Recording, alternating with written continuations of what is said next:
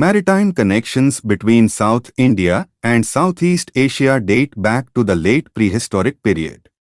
The Sangam anthologies describe the import of foreign merchandise from Kedah to the Chola port of Pumpuhar. Epigraphists have recognized one of the place names listed in Chola inscriptions as Singapore.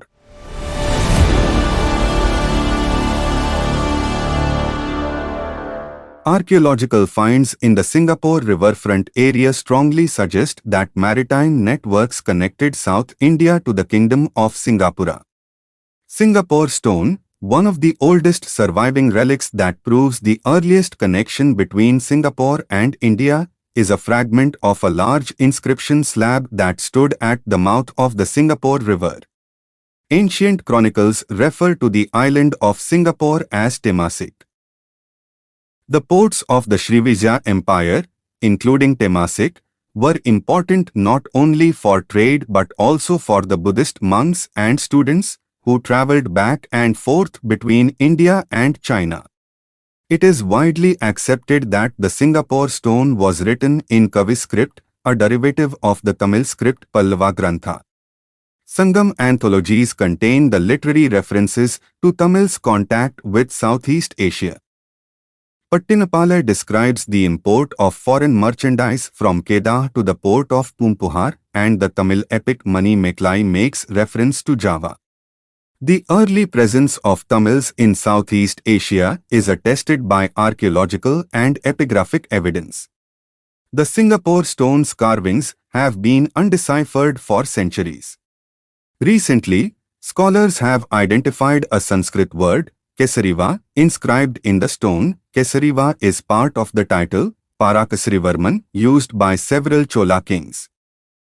Cholas, one of the longest ruling Tamil dynasties of southern India, ruled for nearly 1,000 years and are credited for uniting a large portion of India's peninsular landmass, Sri Lanka, and the Maldives Islands.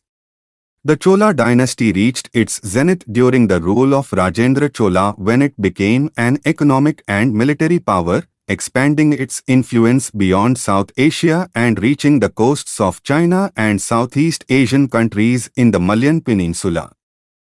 The island of Singapore and Singapore stone have various origin stories from Malay folklore.